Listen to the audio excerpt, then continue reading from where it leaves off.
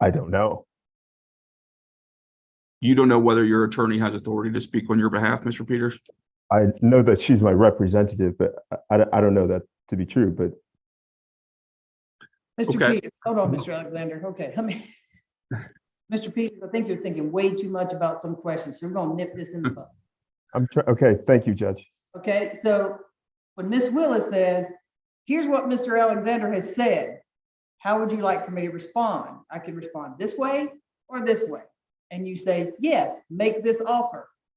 So obviously, you know that she sent this, and that's what you gave her permission to say. Yes, absolutely, Judge. Okay, so when he says that, you know, if she said something, which I'm sure Ms. Willis, wouldn't, but if a lawyer says something that you'll give them authority to do, then they're acting outside of your authority. So he says, when she says something, unless you say, no, I told her not to send that email, that's different, okay? So she does have authority, basically. Understood, Your Honor. Thank you for clarifying it. And I'm not trying to be difficult. I just want to make sure that I'm being as accurate as possible. I understand. So don't make Mr. Alexander's question super hard, okay? Don't overthink it. Go ahead. Mr. Understood. Thank you, Your Honor. Mr. Peters, is the subject matter, or I'm sorry, the subject line of this email, Peters versus Peters, is that correct? It is correct. And this was sent to, as far as you are aware, your wife's counsel at the time, Miss Eleanor Hitt. Yes, that's her lawyer. Okay. This time I would move to admit Respondents Exhibit 7 into evidence, Your Honor. Judge, I'm going to object on the ground of relevance. I, on direct examination of Mr. Peters, tried to address this exact issue, got a relevance objection from Mr. Alexander. The court ruled that it was irrelevant to these proceedings, and therefore I would object to it now coming out on cross. Mr. Alexander. I believe the objection was a lack of foundation, Your Honor, because the question, and again, this is based on my recollection, was to the extent of, was there an agreement between counsel of which you were not aware? And that is what I objected to, because I was unaware of what agreement we were even discussing. So the objection was based on lack of foundation, not based on lack of relevance, Your Honor. Well, I think every objection you made was relevant. There was nothing foundation. So what is the purpose of this? The purpose of this, Your Honor, is this, I would proffer to the court that this exhibit would show that there was an agreement between counsel that Mr. Peters would not enter the former marital residence. And I believe that is particularly relevant to some of the allegations that were raised with regards to the December 24th incident, as well as actions that were subsequent to that, again, which go to Mr. Peters' allegation that he is in reasonable fear for his safety. Willis. Judge, again, I'm going to object on the grounds of relevance. Mr. Alexander objected on Friday, and I'll agree with his objection now. This has nothing to do with the facts that have been presented to the court and the issue of whether or not my client was in reasonable fear for his safety. And therefore, it should not be presented before the court today. Mr. Alexander, is your position that he went to the home at one point when there was no consent? On multiple occasions, Your Honor, that's correct. Following this email. So tell me how that is relevant to the TPO. Mr. Peters has made numerous allegations, including based on an allegation of what occurred on December 24th, that he was afraid for his safety. There is evidence which I intend to present of Mr. Peters subsequent to this December 22nd email, where his counsel said that he would stay outside of the house, where Mr. Peters entered the home without even announcing his presence. And certainly that would go to his whether he was actually in fear for his safety, Your Honor. I mean, I'll just accept. I'll let her redirect on something, but I mean, Sure. for the limited purpose of the fact that they said, they would tell each other they were coming over and get approval and consent. That's fine. Thank you, Your Honor. Mr. Peters, The date on this email is Thursday, December 22nd, 2022, correct? Do you see that? Yes. I'm sorry, could you speak up for me Yes. a little bit, Mr. Peters? Okay, thank Yes. you. And then can you please read this last portion, which I've just highlighted?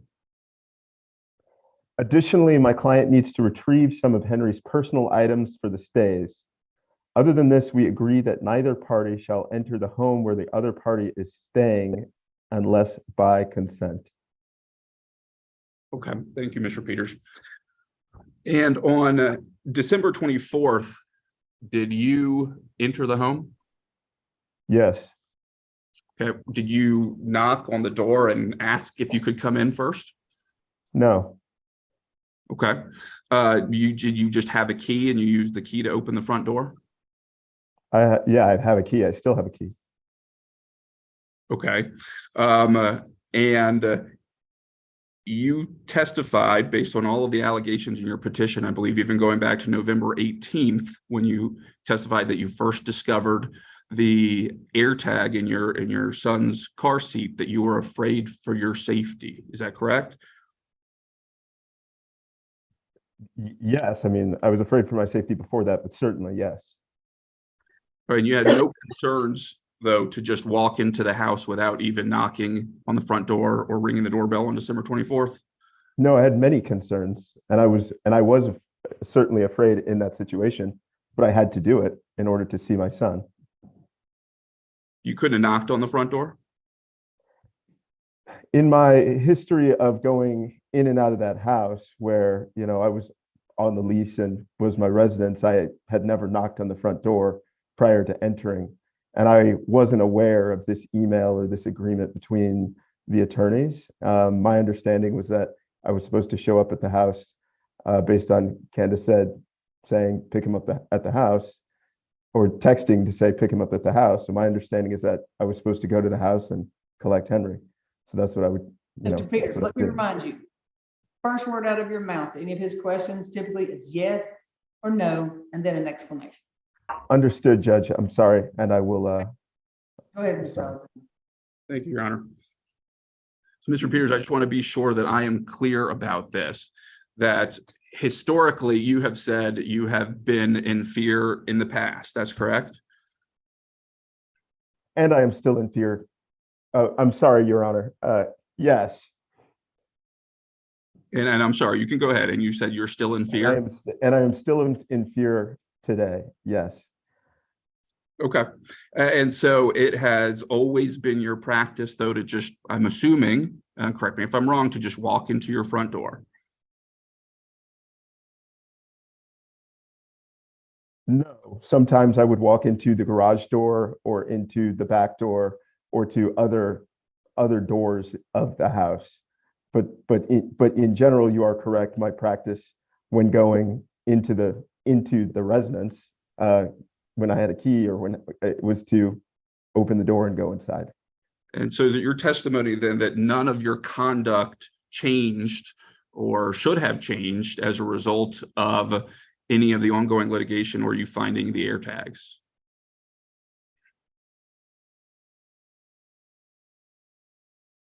I don't know. You asked two questions there. Then I will rephrase that. I think, to be clear, Mr. Peters. So let me start with the first one. Based on the litigation with the divorce and the temporary protective order that's now in place, you don't believe that your historical conduct of walking into the front door of the house without knocking or ringing the doorbell is proper? I don't believe I'm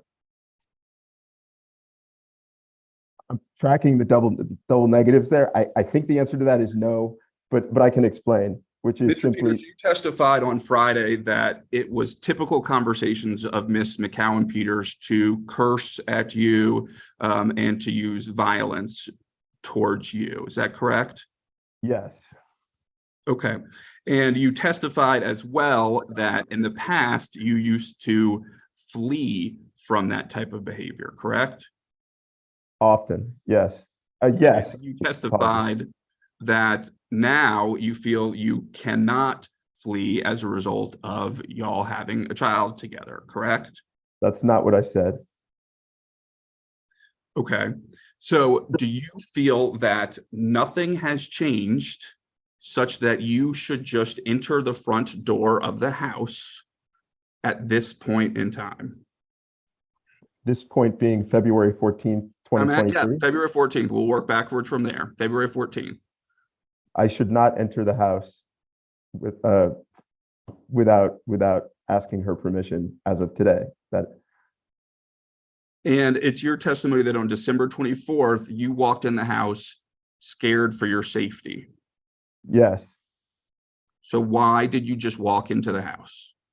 because I needed to do that in order to collect my son. I was there because I wanted to see Henry. That was the opportunity that had been provided for me to see him. And if I didn't overcome my fears, then I wouldn't see my son. And so I did it in order to see him. So you could not have rung the doorbell?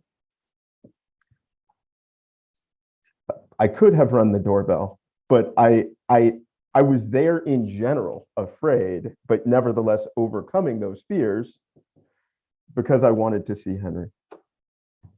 You couldn't have knocked on the front door? I could have knocked on the front door. You couldn't have called Miss McCown Peters and said, hey, I'm out front? I could have called I could have called her. Yes, I could have called her. There are many things that I could have done, but my practice when going to the house on December 22nd and before and prior was to open the door and go inside. And all those other times you walked in, you were in fear for your safety? Not every time that I walked into the front door of the house was I in fear, because sometimes she wasn't there. So every time Sometimes. your wife was at home and you walked in the front door, you were afraid? During the period of time that we're talking about here today, yes. I'm sorry, then I'll ask you that period of time. Are you talking about subsequent to November 18th, 2022? Yes. Okay. So your testimony, I just want to be clear, is you were afraid. You walked in, though, because you were able to overcome your fear, correct? Yes. Okay. And then December 24th, that's the date on which you alleged to the court and to the police that you were slapped by Miss McCown Peters, correct? Yes. Okay. Were any arrests made as a result of that police report that you filed? Not to my knowledge. Okay. Were any charges filed to your knowledge as a result of the police report? Not to my knowledge. All right, Your Honor, I'm going to share my screen if I may. Mr. Peters, I'm going to show you the police report that has actually already been introduced into evidence by your counsel. Do you recall that? I recall this, yes. Okay. And do you see this last portion that I'm highlighting right here? I'll ask you to please read that for the court. Due to not having clear audio or video footage, I was unable to conclude who the primary aggressor was during the incident. Both parties were provided a case number and information on how to retrieve the report. Both parties were also advised to have their lawyers be the ones to contact either party going forward. Okay. And I'm going to get you to read one more piece for me, Mr. Peters, while I find this. I apologize. Will you please read this sentence right here, beginning with the word "while," which I just highlighted? While trying to put the jacket on the son, Mrs. Peters said Mr. Peters grabbed her by the arm. Okay, thank you, Mr. Peters. I'm going to ask your counsel to, I apologize, did you in fact grab Mrs. Peters by the arm during that incident? No, Did you put your hands on her in any way during that incident? I did not. think anything would refresh your recollection to that effect? It didn't happen. And so, no. Then I'm going to ask you, because this has already been introduced into evidence, I'm going to ask your counsel, because she is in possession of it. I apologize. Otherwise, I would certainly play it, Your Honor, to play the recording from that December 24th incident, which, like I said, has already been introduced into evidence. Ms. Willis, could you pull that up? Yep, give me just a second. No problem.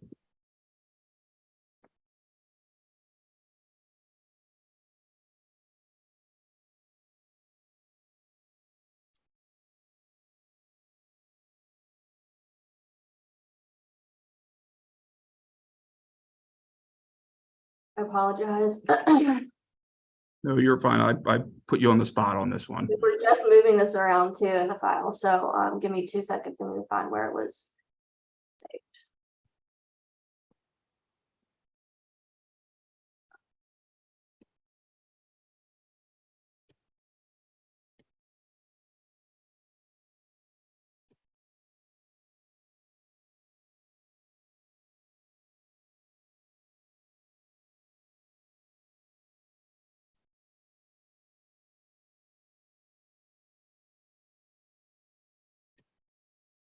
Okay.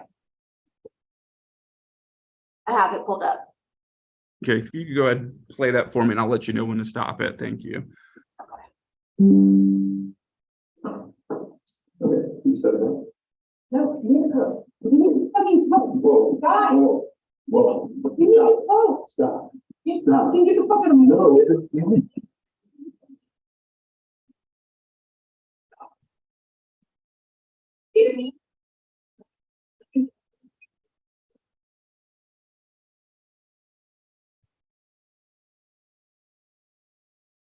I believe if I recall correctly, there's more to this, that there was a little gap. I mean, I can show you where I started this. If you would like me to screen share, I can.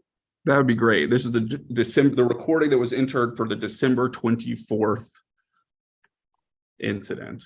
I don't remember what number that was. My apologies. P8.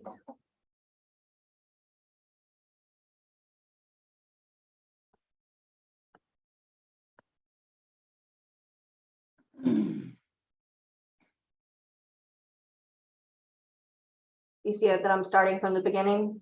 I do. Was this entire recording played during the initial direct examination, Ms. Willis? I apologize. I believe this is the one where, yeah, I believe the whole thing was played, but I'm not entirely sure. So if you could go ahead and hit play for me. And like I said, I'll let you know when to stop. Okay, you said that. No, you need to go. You need to fucking go. Whoa, guys. Whoa. You need to go. Stop. Stop. You get the fuck out of my No.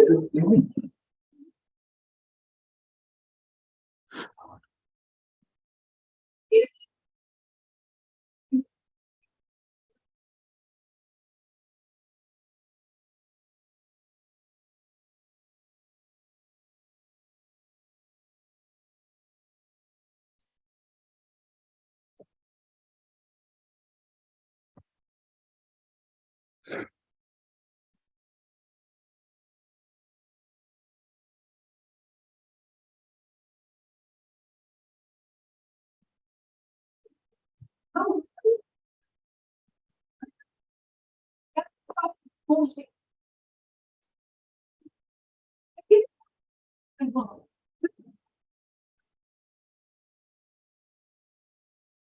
can understand. It's awesome. Will you go ahead and stop it right there, Ms. Willis? And let me. Am I good to stop sharing my Yeah, screen? you can go ahead and stop sharing.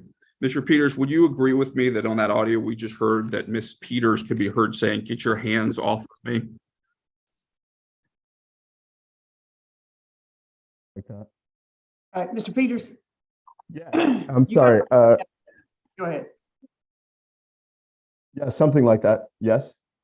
Okay, is it still your testimony that you did not put your hands on Ms. Peters at all during that incident on December 24th, 2022? I didn't. In fact, I think you immediately heard me say in the recording, I'm not touching you. So following your incident on December 24th, 2022, would you say that your fear for your safety increased following that date? Yes. Okay. And as a result, did you change any of your behaviors with regards to entering the home?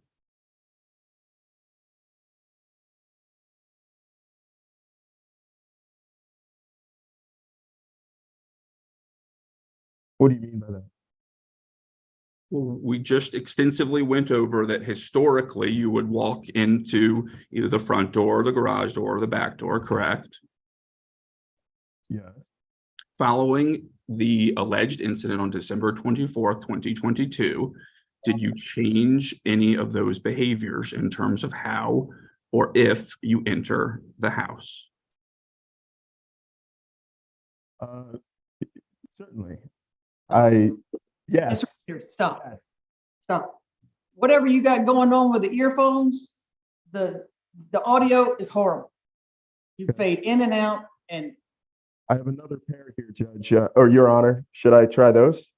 well, I mean, the other day I don't think you had on headphones, so I'm not really sure why you're doing it, because they usually are horrible using audio with little, I mean, they're bad when you try to talk to somebody on the phone. It's better. It's Perfect. better. Now, answer the question. Were you more afraid on the 24th? Did your fear increase is what he's asking. Yes. Lean And- forward. So towards Yes. Okay.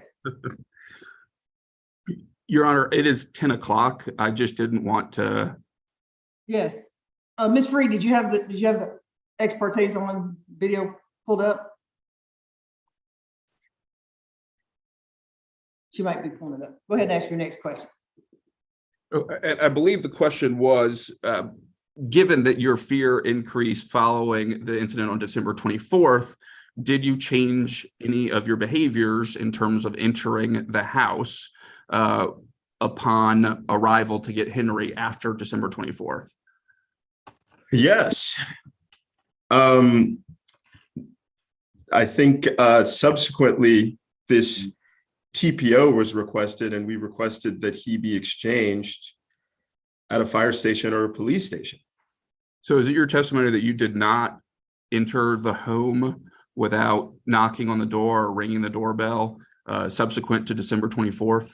The next time I picked Henry up, first of all, no, that is not my testimony. The next time I picked Henry up, I followed the same practice as prior, but I did so having called Miss Willis, called my other attorneys to ask them what I should do, and also having called the police and filed a police report, which, I called the police immediately after this. So,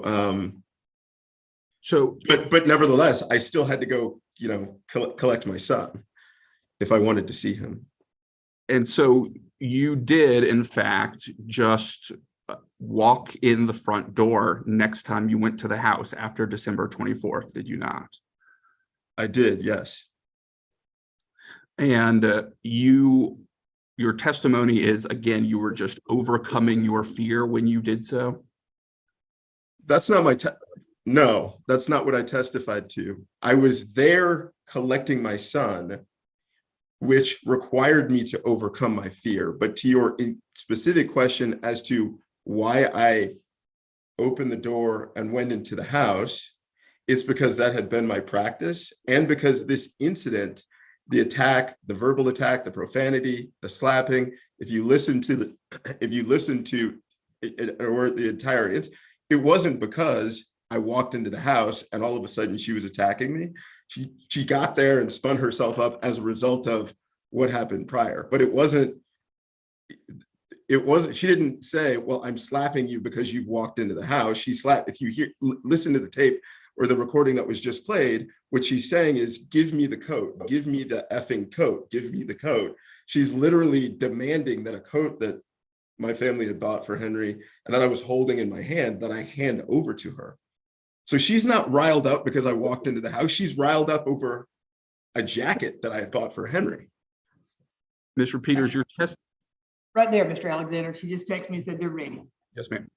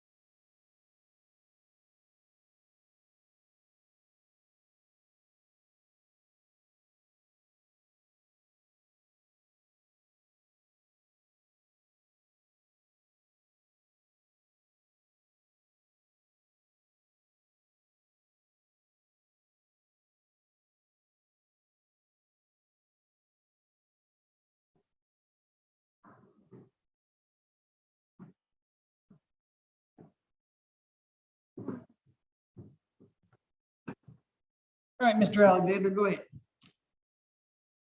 Yes, thank you, Your Honor. Hold on, while everybody turns theirs on. And let's please be very conscious of the fact that, one, I have another case this afternoon, but two, we put this on because Ms. White sacrificed her leave of absence. But let's be real cognizant of the fact that it is her day off and her birthday. So let's keep Yes, it ma'am. moving, okay? I can move along and Okay. finish rather quickly. Thank you. Madam Court Reporter, are you still here? I just got back. Oh, okay. Oh, wait. All right. Okay, go ahead, Mr. Alexander. Thank you, Your Honor. Mr. Peters, you testified previously that one of your fears is with regards to Ms. McCallum Peters is being assaulted or struck, correct? Yes, Okay. And so it's your testimony that you, despite this fear, walked straight into the person's house of which you are afraid, without knocking or without ringing the doorbell or without calling ahead. I think we have beat that dead horse. He said he walked in.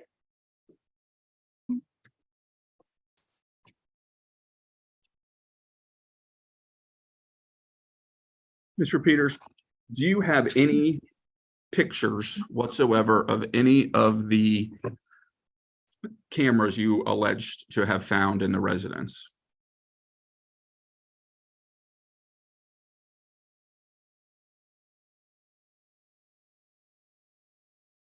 yes, Yet you decided not to introduce any of those into evidence on during your direct examination? no, I didn't make a decision on what to introduce into evidence on direct. I provided the images that I have to my counsel, and I think it would be fair to say that she made the decision. Okay. Do you have any physical evidence of any text message or written threats made to you by Ms. McCallum Peters?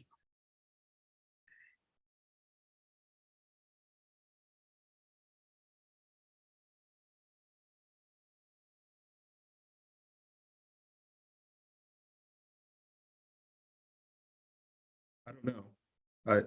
I don't know. I'd have to look at my emails and text messages. Do you have any pictures of any physical injuries that you have ever sustained by Ms. McCallum Peters? No,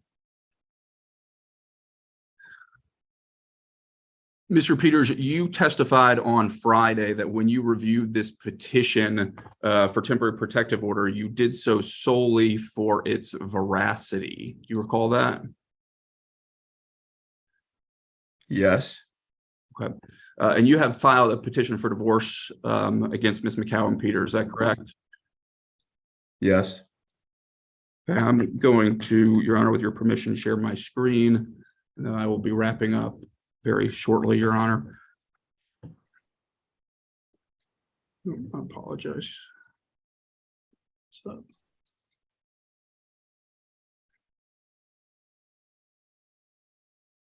I'm going to show you what's been marked as respondents exhibit 14. Is this your complaint for divorce, Mr. Peters? And let me know if you'd like me to scroll through the whole thing.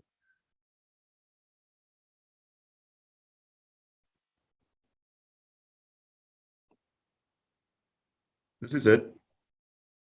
Yes, Okay, and you review this for its veracity as well, yes? yes, Okay. First, Your Honor, I'd move to admit respondents 14 into evidence.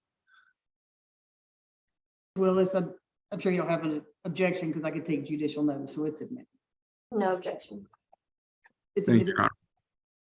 Your Honor. Mr. Peters, this was filed December 13th, 2022, correct? See that at the top? yes, And you review this for its veracity as well, is that correct? yes. Yeah. If you please go ahead and read for me right here, paragraph 1, please. I'm sorry. Petitioner has been resident of the state of Georgia for at least 6 months prior to the date of the filing of this petition. Have you in fact been a resident in the state of Georgia for 6 months prior to December 13th, 2022? Yes, that's my belief. Objection, Your Honor. Relevance as to this line of questioning from the divorce complaint. This is a TPO hearing. Mr. Alexander, what in the world? is Your Honor, going he's testified that his leaving out of certain allegations are solely, and he was a decision of counsel. He solely reviewed these things for veracity. There is testimony that's going to be elicited that he has not been a resident of the Georgia for 6 months, and he's put this in an official pleading. This goes to credibility, Your Honor. I think you can take that up in front of the divorce judge.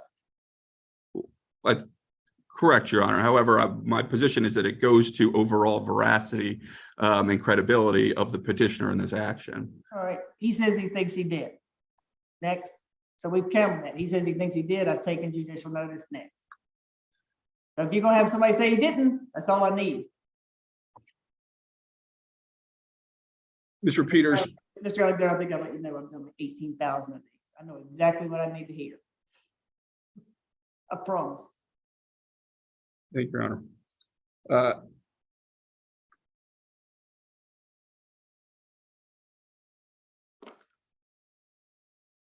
Mr. Peters, was it your intention by filing a police report on December 25th, 2022, for Ms. McCown Peters to be arrested?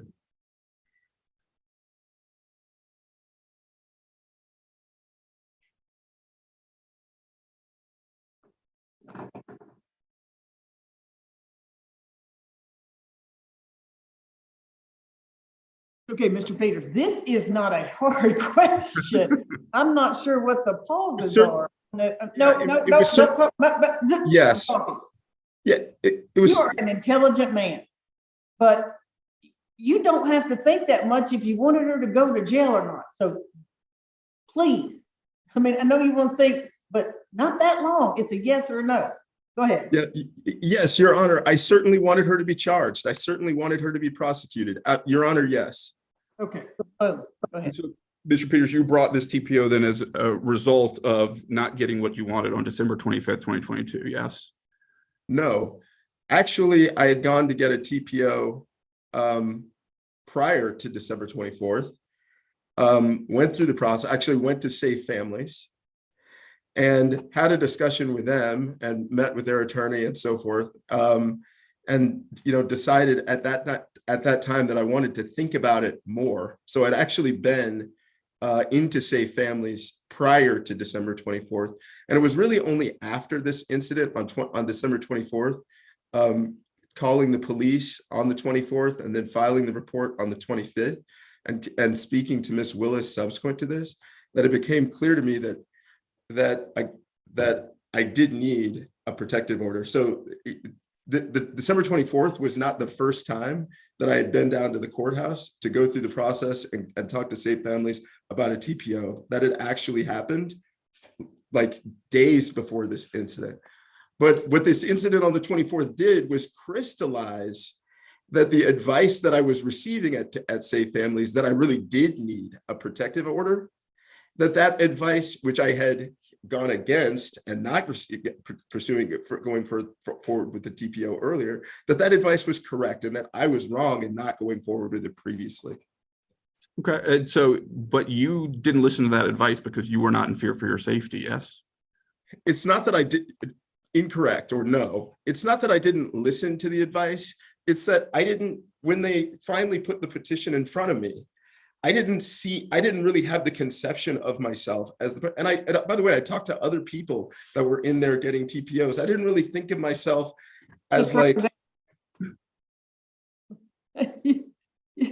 sorry. Your lawyer will ask follow-up questions if it needs to be explained, because you were just Sure. going way out around 285. I'm sorry, Your Honor. That's okay. Go ahead, Mr. Alexander. So then, Mr. Peters, what you're claiming here right now is the assault that occurred on December 24th is what was the impetus for you to ultimately file the petition for temporary protective order. Is that right? No. As I mentioned, I had gone down to file a protective order earlier, ultimately decided, let's say, to not do it that day, to think about it once I understood more about it. This incident on the 24th crystallized that I needed one, and I went in to get a protective order. I would have done it on the 24th or on the 25th if that had been a normal day of if that had been June 25th, but it was December 25th. Okay, so then to put it better, then that was the incident on December 24th was the nail in the coffin for you making that decision? Sure, the straw of the camel and so on. Whatever we want to say, right? But you didn't include anything about that incident in your petition for temporary protective order, did you? No, as I mentioned, we went through, I think last time, how that petition was actually drafted and what I reviewed it for.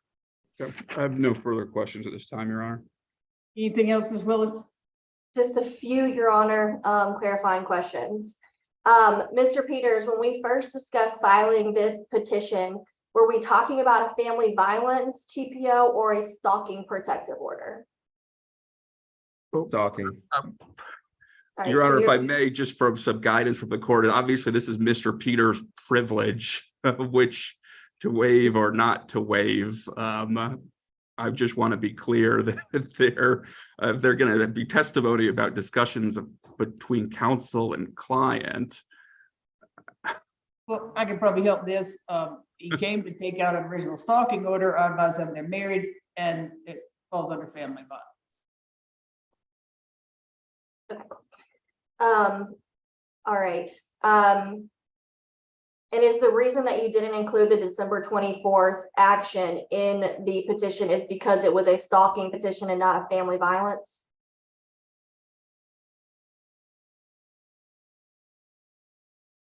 Was that a yes? Yes. Thank you. On December 24th, when you went to the home, were you there to retrieve Henry's belongings? No, I was there to collect Henry. Did you also need to collect some belongings for him or no? I did not. Even a jacket for him? I had purchased a jacket for him that was a Christmas present, and I had it in the car. So I had my own jacket for Henry.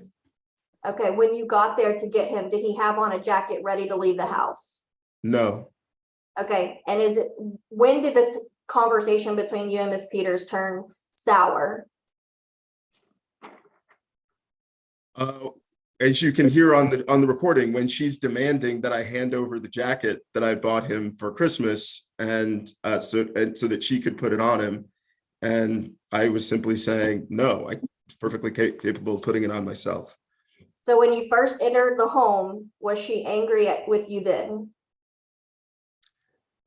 She wasn't cursing at me and using profanity and yelling at me. No. Sure.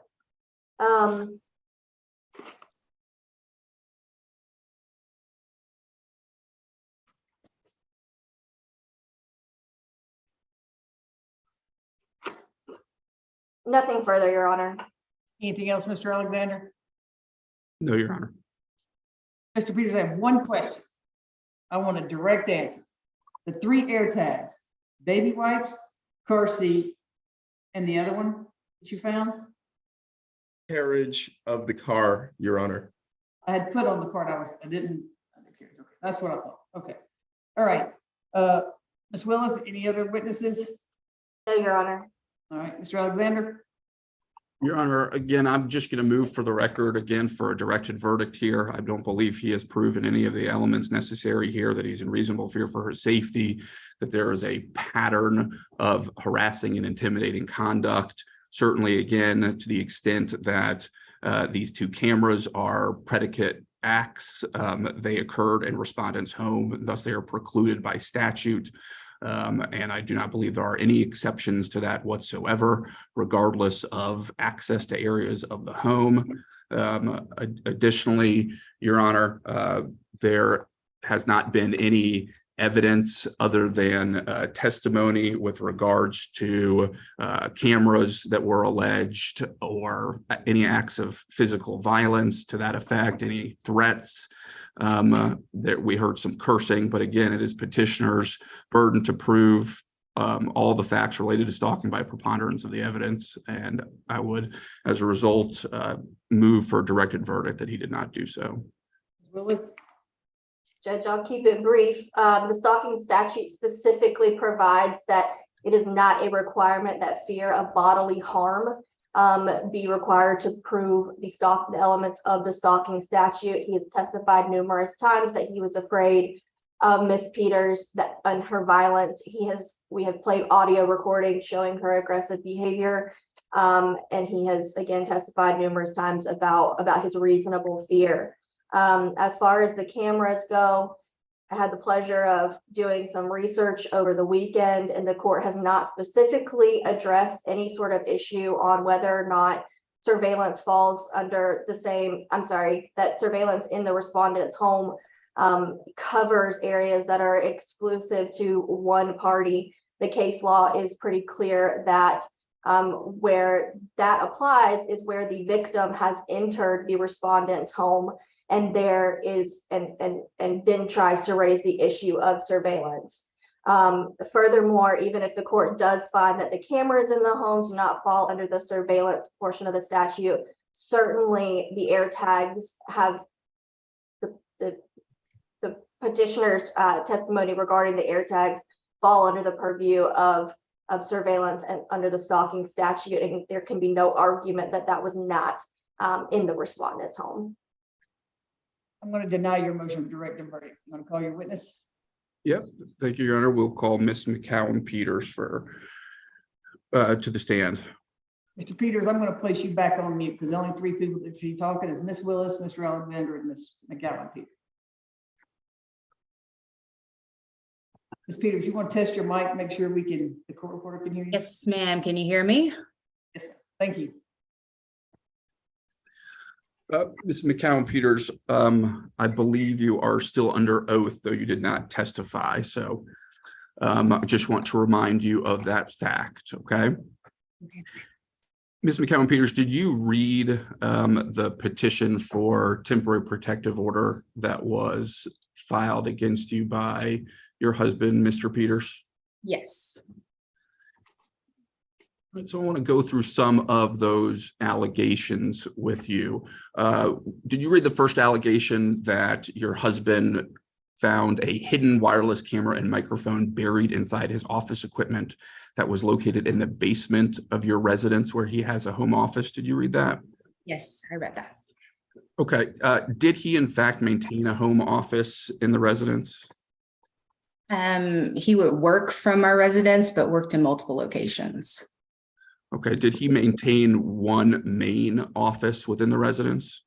For much of the time he did, and it was upstairs just off the kitchen, but would often move around.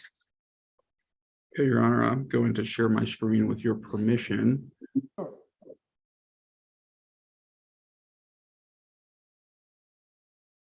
Ms. McCowan Peters, I'm going to show you what I have marked as respondents exhibit 12. Do you recognize this? Yes. And can you briefly describe for the court what it is? This is a little office area off the kitchen in our townhome. That's enough right there, Ms. McCowan Peters. Is it a true and accurate representation? Yes. Your Honor, at this time, I'd like to move to admit respondents exhibit 12 into evidence. No objection, Your Honor.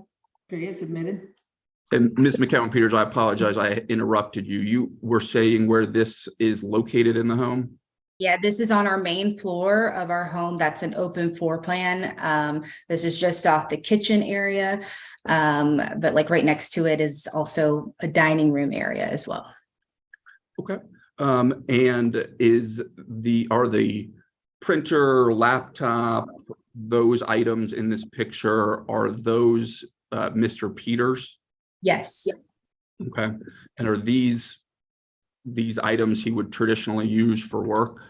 Yes.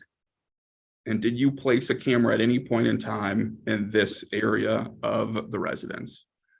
No, Okay. Did you, in fact, place a camera in the basement at any point in time? yes. Okay. Why did you do that? We had 3 cameras prior when we lived in a 2-bedroom apartment in New York City, so we only needed 3 cameras. We moved to a larger space here in Roswell, and I didn't think we were going to need a camera on our basement level, but one day I was down there and I found a drum, a teddy bear, several of Henry's toys, so indicating to me that he was spending time down there, and I, as with every other space where he spends time, including his bedroom, wanted a camera down there. Okay. And if you would, will you describe for the court kind of how the basement was set up at the time? I believe Mr. Peters talked about there being boxes down there. Is that true? Can you please describe for the court how it was set up? Yeah, since we had just moved back in August into that residence, that there were boxes all over, boxes of his items, boxes of my items, lots of books. There was a sleeper sofa off to one side. I put a lamp up. And then there was a desk down there as well. But it was, there's a bathroom down there, but that's pretty much it. It wasn't. And Yeah. would you describe, I'm sorry, is it still set up like that now, Ms.? No, it is not, because Mr. Peters has since come in and removed many of his items that were down there, including a lot of the boxes, all the books. So it's not the same situation any longer. When you set up the camera in the basement, did you bury it in one of the boxes or an office equipment? No, I set it on top of one of the boxes. Okay, so when you walked into the room, would it be open and obvious? Sure, if you were looking for it. Yeah, I mean, it was just among a whole bunch of stuff off to the side. Okay. And did you read the allegation contained in Mr. Peters' petition that there was a camera hidden amongst cardboard boxes in the garage of the marital residence? Did you read that? Yes. Is there actually a camera set up in the garage of the marital residence? Yes. All right, Your Honor, with permission, I'm going to share my screen. I'm going to show you, Ms. McCown Peters, what I have marked as Respondents Exhibit 10.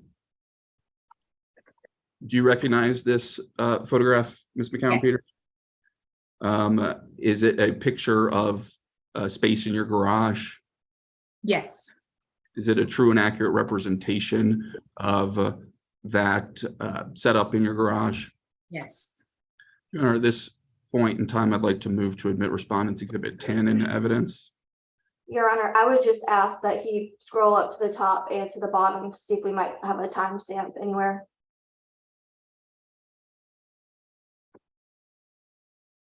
Okay. Thank you. Any No objection? objection. All right, it's admitted.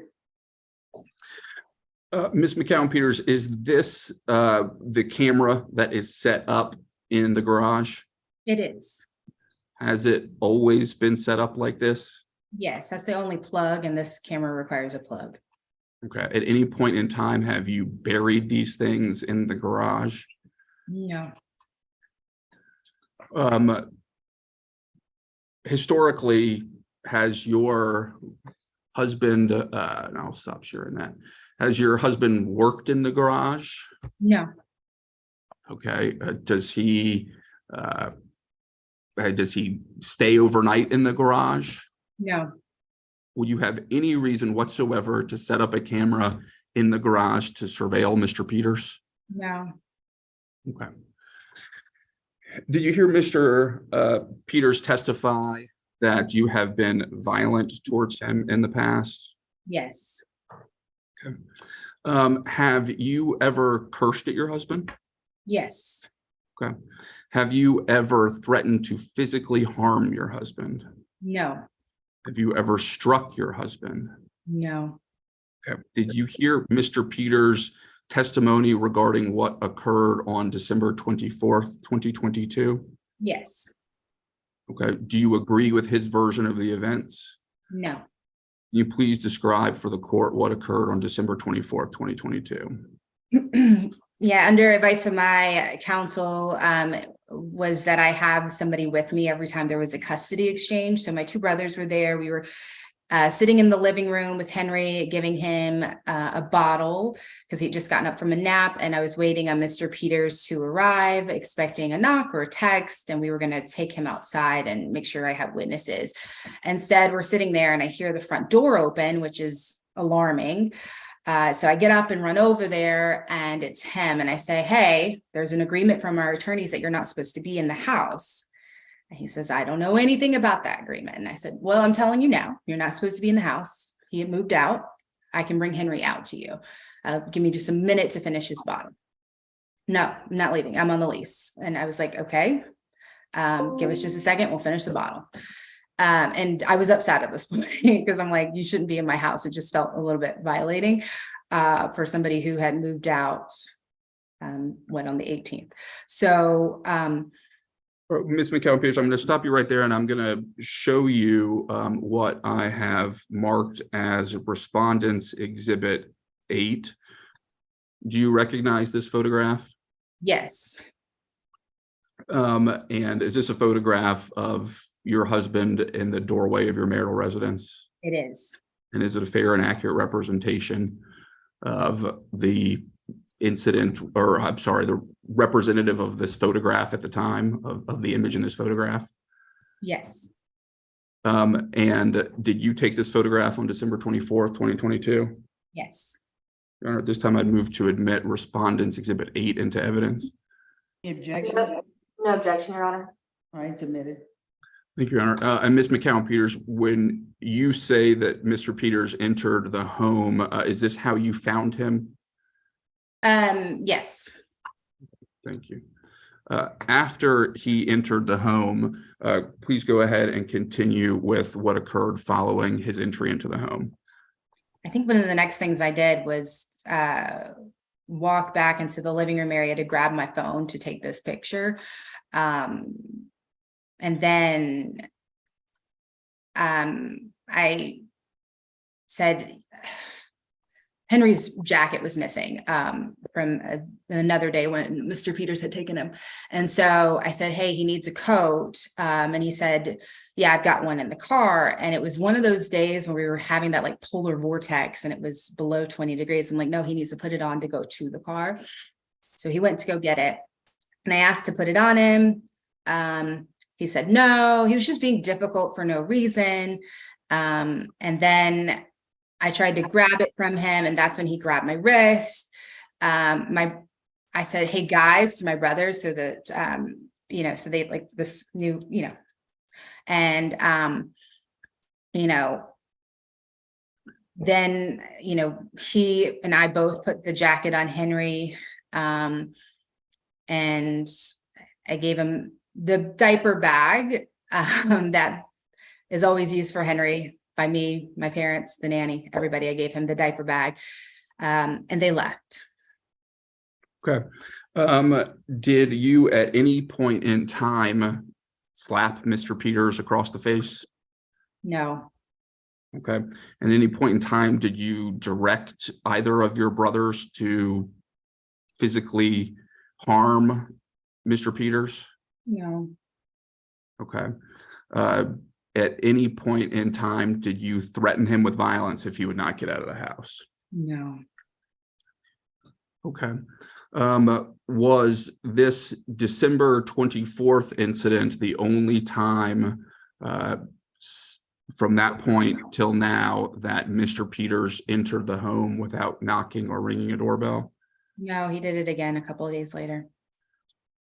I'm going to show you what has been marked as Respondents Exhibit 15. Let me share my screen. I'm not going to hit play on this yet. Ms. McCown-Peters, do you recognize what this is? Yes, Can you please briefly describe for the court what it is? this is the entryway to the townhome where Henry and I live. Okay. And was this taken on your Nest camera in the residence? Yes, And do you maintain access to those those files? yes, And to your knowledge, has this been altered in any way? No. All right, this time, Your Honor, I'd move to admit respondents 15 into evidence. Any objections? No objection, Your Honor. All right, submitted. I'm going to go ahead and play this for you, Ms. McCowan-Peters. And I apologize, before I hit play, Ms. McCowan-Peters, was this recording taken on December 27th, 2022? Yes. Mr. Alexander, I'm not doubting your ability to share, but if it has audio, did you click that include audio when you started to share your screen? I don't believe that I did, actually. However, I don't even know that there is audio in Oh, this. okay. I didn't know if there was or not, just if there was. If there is, it's nothing. Can't really hear it, okay.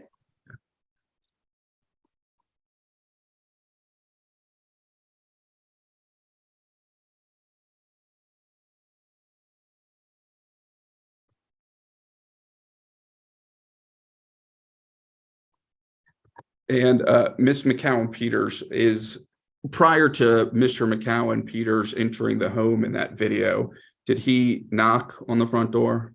No. Did he ring the doorbell? No. Did he just announce himself upon entering the home? He didn't even announce himself. He just walked in and we heard him. Were there any incidences which occurred during this exchange on December 27th, 2022? No, there was, my mom heard him come in and she's like, he came in again. And I said, yeah, just don't say anything to him about it. Okay. And do you maintain other cameras in the home other than the garage and then the one we discussed in that was once in the basement? Yes.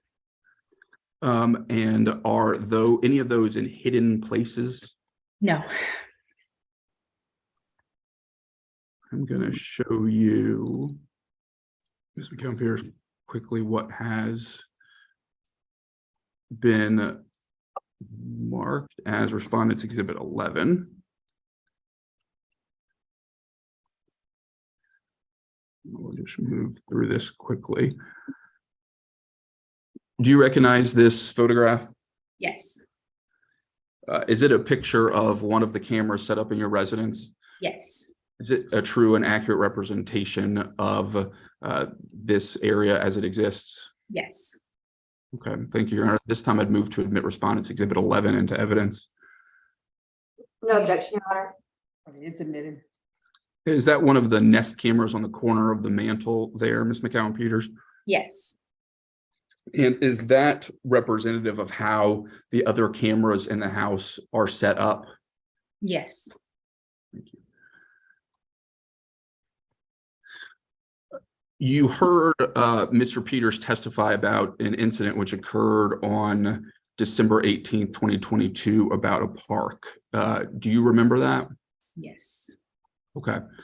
Do you recall and can you testify for the court about what conversations occurred, if any, prior to Mr. Peters taking Henry to the park? There was no conversations with me. Okay. Go ahead. I'm sorry, did you have Henry, did he retrieve Henry from you that day to take Henry to the park? No. When you learned that Mr. Peters had Henry, did you contact him to check on his whereabouts? Yes. And how did Mr. Peters respond to you? He didn't answer at first, sent me a text, said, I'll call you back.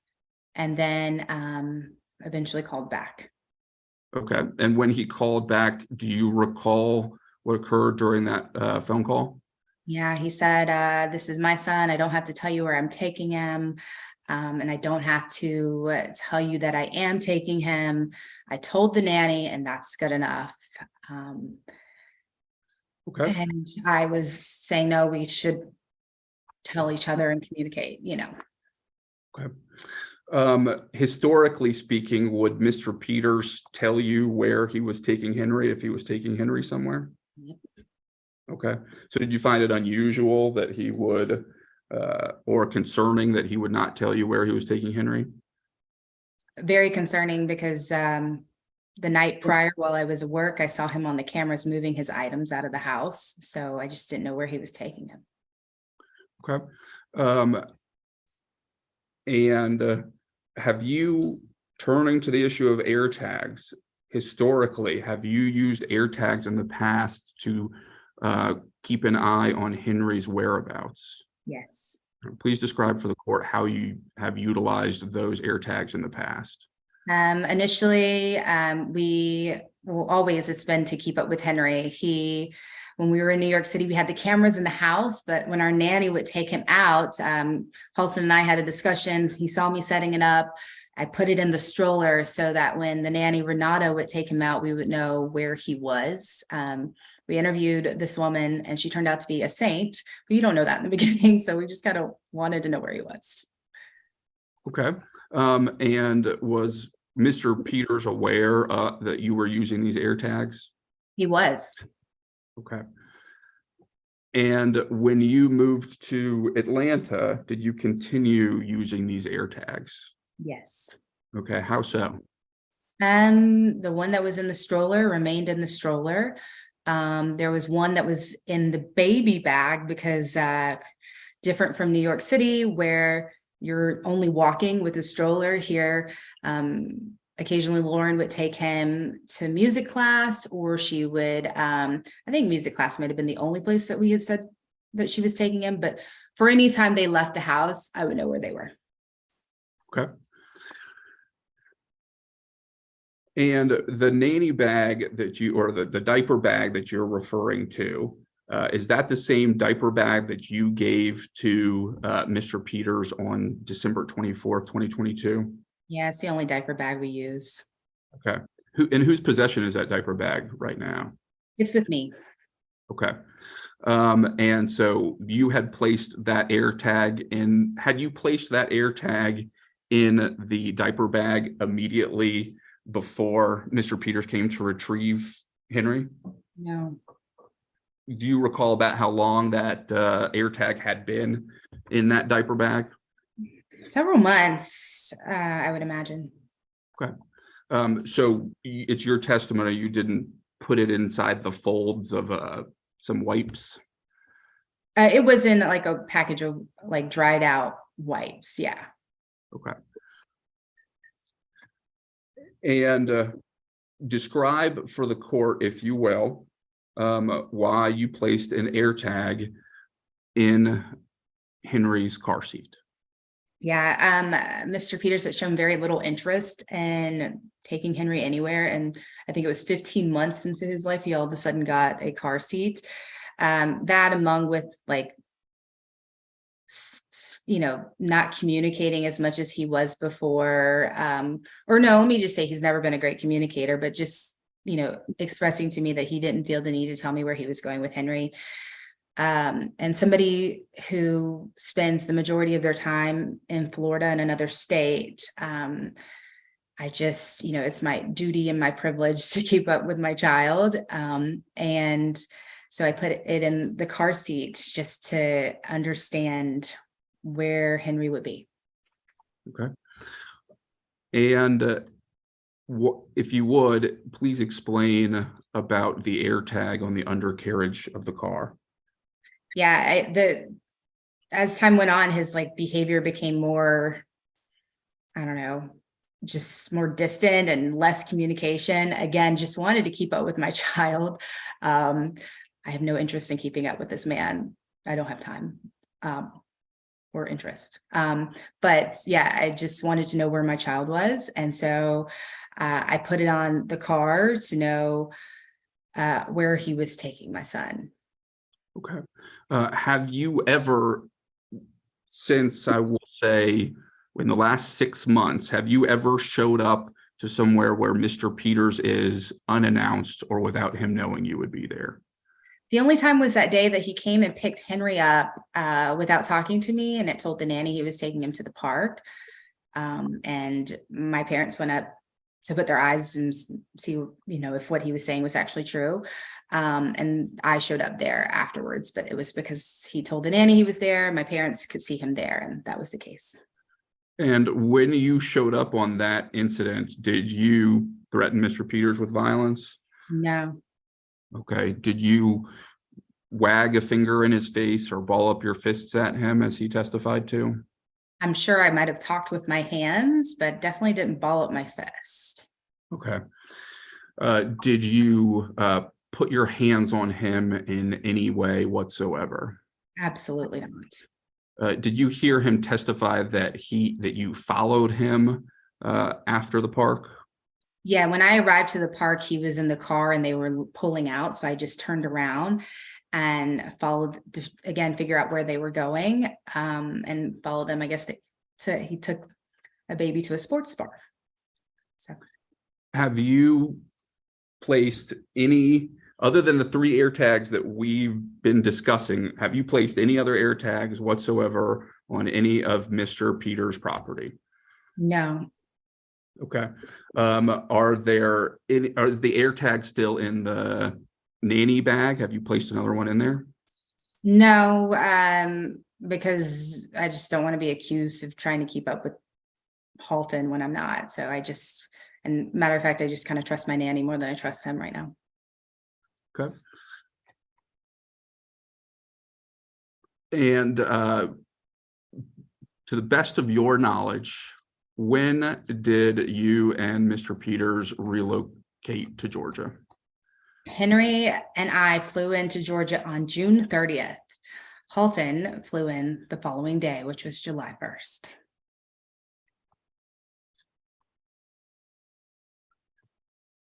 Thank you, Ms. Peters. I have no further questions. Ross, Ms. Willis? Yes, Judge. Ms. Peters, just for the sake of expediting this, you don't deny that you put all 3 air tags on Mr. Peters' car, the car seat, and the baby bag, correct? No, I don't deny the one that's on my keychain either. Okay. You didn't inform him of all 3 of those either, did you? No, but I don't tell him everything. So, but he knew there was one in the baby bag. So Okay, but he couldn't see the one in the car seat, I said no. and he couldn't see the one. I asked if you had told him. I'm asking if he could see it. Could he see the one in the car seat? I can't testify to what he saw. Was it visible where you placed it in the car seat? To me, yes. Was it visible, the one you placed in the undercarriage of the car, was that visible to someone who didn't know was there? I don't know what somebody else, you know. All right. You would agree with me that Mr. Peters drives his car to places other than where he is with Henry, correct? Yes. Would you agree with me that there's no reason for you to be tracking his movements when he's not with Henry? Absolutely. I agree with you. Okay. You informed the nanny of the air tag that you placed on the stroller, correct? I don't know that I did. No. It's your testimony that you did not inform the nanny in New York about the air tag on the stroller. I don't recall informing her. Okay. Did you inform Lauren about the air tags that you placed on the baby seat? No, I didn't. Is it your understanding that Lauren has knowledge of the air tags? I don't know. Okay. So is it your testimony that you never had a conversation with Lauren regarding any air tags? I don't remember having a conversation with her about air tags. I had a conversation with her about cameras. Okay. You presented 2 photos of cameras in the home today. The one in the garage, correct? Mhm. And the one by the TV, correct? Yes. But you didn't present any photos of the one in the basement, did you?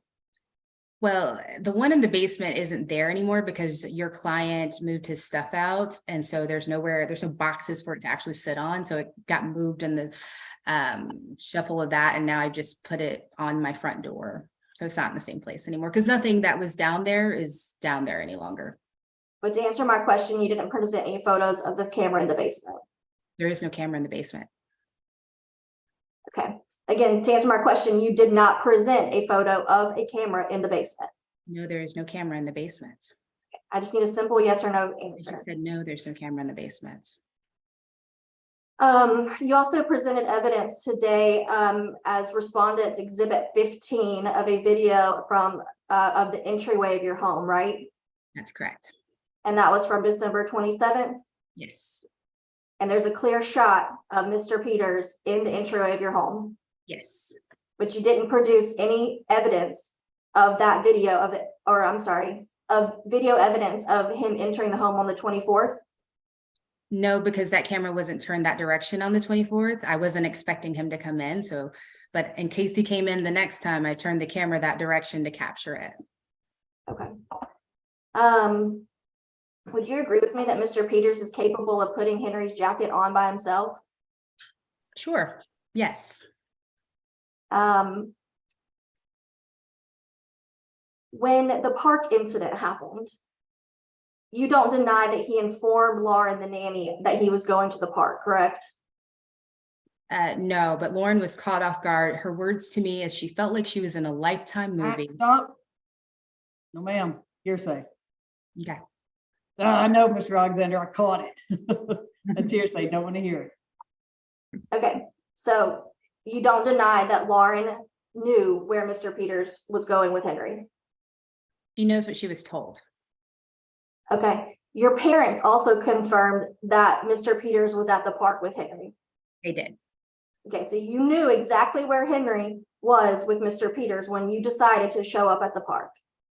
I did at that moment, but he had informed me that he didn't have to tell me where he was taking him next. You've described the historical use of air tags for your family. You would agree with me that historically they've been used to track Henry when he is with the nanny? They've been used to track Henry. They were on the stroller, correct? Yes. And they've been, I apologize. But you stated on direct that it was in order to keep track of him while he was with the nanny. I don't recall saying that. The purpose of the air tags was to keep track of Henry. I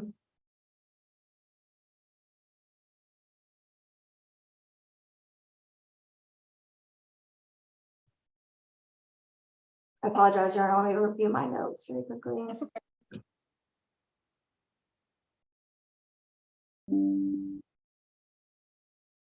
Is it your testimony that you've never wagged your finger at Mr. Peters? No. No, that's not your testimony, or no, you never have? No, that's not my testimony. So you would admit that you have pointed your finger at him before? Yes, I have pointed my finger at him. And you've also poked him in the eye before, have you not? I did not say that. No, that did not happen. Okay. You would agree, you admit that you have been aggressive with him vocally? No, if I've defended myself, yes, but I have not been aggressive with him vocally. Okay. You admitted on direct though that you do curse at him, correct? Yes, and he curses at me as well. Okay. Did you present any evidence today of Mr. Peters cursing at you? No, because I'm not recording him. I'm not trying to keep track of him, so I don't have recordings of him cursing at me which he does. Seems like reverse stalking, but okay. It's your testimony today that you're not trying to keep up with him? No, absolutely not. But yeah, you put a air tag on the bottom of his car. I'm trying to keep up with my son. But again, you agree with me that he takes his car to other places than with Henry in the car. And I don't care when he goes to those other places. I just care when he's with my child. Okay. Is it your testimony today that if you found an air tag on your vehicle, you wouldn't be concerned? I would object. It calls for speculation, Your Honor. Your Honor, she can testify as to how she would react if she found an air tag on her car. Your Honor, she's literally asking her to speculate as to what she would feel if she found an air tag on her car. You can rephrase the question and see if you can.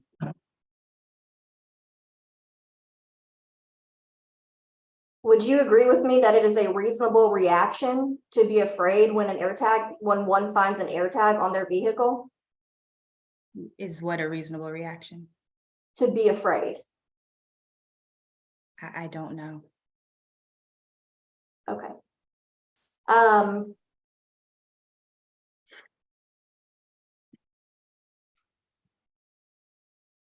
testified that there were 2 witnesses to the incident that occurred on December 24th, right? Yes. Your brothers? Mhm. And you didn't bring them here to testify on your behalf today? No, I but I would can get object, them. I would object to that question, Your Honor, based on the fact that, again, we got into this, that there was no allegation within the petition with regards to some physical altercation which occurred on December 24th. She was not on notice to call these witnesses. So I would object to that line of questioning. Willis, Your Honor, she knew that Mr. Peters was going to be testifying as to his reasonable fear of safety by virtue of having filed this petition. If she wanted to defend herself, she had ample time to bring witnesses in today. I mean, I think Furthermore, Your Honor, I apologize. Furthermore, Your Honor, one of the witnesses was on the Zoom at the first TPO hearing. and I think I'm gonna allow it because Friday, I mean, she had plenty of time to talk to her, you know, brothers over the weekend and get them here. We went back and forth, back and forth, back and forth about the ledge slap and or fist in the face or finger in the face. So I'll allow it. Ms. Peters, again, you testified that there were 2 witnesses to the December 24th incident, right? Yes, I did testify to that. And you didn't ask either of those eyewitnesses to come here to corroborate your testimony today. I just asked one of them and he'll jump on in a matter of minutes if you give him a chance. All right. Would you agree with me that both of your brothers are intimidating? No, my husband was texting with them days before this about sports, about where to get Henry's haircuts. He's obviously not intimidated by them. They are not intimidating. They're sweethearts, truly. One of your brothers at least has a pretty extensive criminal history, does he not? Yeah, as does Alton's brother. I don't know what extensive is. One of them is a recovering alcoholic who went through the program in Gwinnett County and has been sober since. I'm actually very proud of him. The other one got in trouble in college and now has a military clearance. So if we're going to hold mistakes against people in their past, then I guess we I should. know, Ms. McCown, but I don't know that your brother would want it aired on YouTube that he's an alcoholic. I think all of it's public record. He's been arrested for multiple DUIs. I'm sorry, Ms. Peters, what was that statement? Was that about Mr. Peters' brother? No, that was about my brother. I don't. But does that mean violence? All right. Ms. Peters, you admit that you were served with the complaint for divorce on December 20th, right? I believe so. Were you aware of the standing order that went into place when you were served with those divorce papers? I believe I read it then. I don't know that I read it since. Okay. When did you place the air tags on the undercarriage of his vehicle? Well before that. Do you have any sort of time frame reference? I mean, I think, doesn't your own complaint say that he found it before a divorce was filed? I didn't ask when he found the air tag. I'm asking when you placed it there. Yeah, Ms. I don't know. McCown Peters, you don't get to ask her questions. Just answer Well, her. I don't have the documents in front of me to have the answer, so no, I do not know. He's asking you when you put it on there. Yeah, I do not know. It was well before, it was before, October, November, December, random month. I believe it was November. I can't be certain, you know. Thank you. You also testified on direct that you said Mr. Peters did not show an interest in taking Henry anywhere with him, correct? Until this divorce? No, I did not say that. You did not testify on direct that Mr. Peters had shown little interest in taking Henry anywhere prior to this divorce. I said when Henry was 15 months before Mr. Peters bought a car seat and then showed interest of personally taking him somewhere. That's what I said. If I had the court reporter read back your testimony, it would be Please. incorrect that you said that he had shown little interest in taking Henry anywhere. I believe that what I said was that he had shown very little interest until he got this car seat. And we were talking about the car seat when I was talking about little interest. Okay. You would agree with me that you all shared a car seat prior to him moving out of the marital residence, correct? No, I had a car seat in my car. And Mr. Peters never used your car, Occasionally he would use my car. and he never used your car seat. He would occasionally use my car to go to the gym, grocery store, and occasionally take Henry to the park.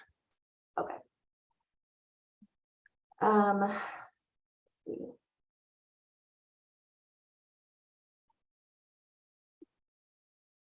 Your Honor, I have no further questions for this witness. Any follow-up, Mr. Alexander? No, Your Honor. Ms. White, happy birthday again. Do you, you've been sitting so patiently. Does the guardian ad litem have any questions for either party? No questions, Your Honor. I appreciate it though. Thank you. Okay, so I've just got a couple for you, Ms. McGowan. Both of you folks can figure out if you want to follow up on something. So I'm looking back at my notes. It looks like Mr. Peters said that there were 2 cameras in the living. This could have been in New York, maybe it's here. 2 cameras in the living room, one at one end, one at the other. Thank you. That kind of encompassed the whole living common area where your son would play, and then one in your son's bedroom. So was that here in Georgia also, or was that only in New York? You want me to answer, Judge? Yes, I'm asking. Okay. In New York, we had a 2-bedroom apartment. So one bedroom was where all 3 of us would sleep. The other bedroom was an office. And then there was the main living area. So we had 1 camera in each room. So he had a camera in his office in New York. Here in Roswell, we had 2 cameras. It's a much larger space covering this 1 common area. And the other one's in Henry's bedroom. I put one in the basement once I saw toys down there. Okay, so this exchange between about this coat that happened in the foyer or in the living room? It happened in the foyer. Okay, let's see. That's all right. So I think I'm pretty sure that something was meant that the nanny knew that there were air tags or something in the diaper bag, but why did you choose to place them in the wipes? Because one, if she knew, you put it in a pocket of, or something in the diaper bag. Or 2, when she used the wipes, if she would have found it, maybe she'd have been like, what is this? So these were like hand sanitizing wipes. And sure, she could have found it. But I don't know. I just felt like it was a place where, I don't know. I have not told her about air tags. I don't know. I'm sure her phone, because she has an iPhone, has alerted her to them. But I don't believe I had a conversation with her about the air tags.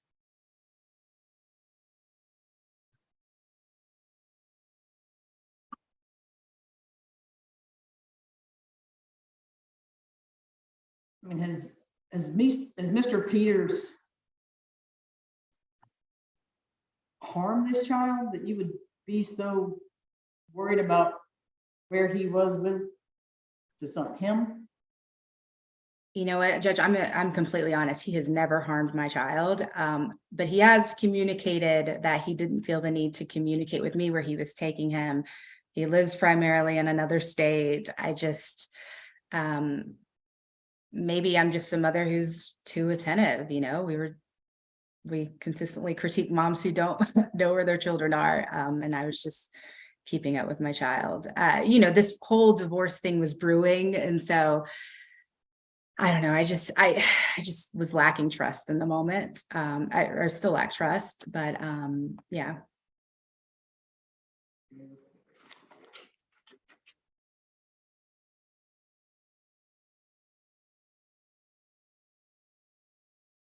So the 27th, that video, did he just stand there and that's when he got Henry? Did Henry go down to him, or someone took Henry down to him in the foyer? Yeah, I packed up some toys for him to take to his place. I packed up some books for him to have at his place. And so he and my dad, I think, loaded those into his vehicle. And then my mom handed him over to Henry. That's what has been since that 24th incident. We've always pretty much had one of my parents hand him over.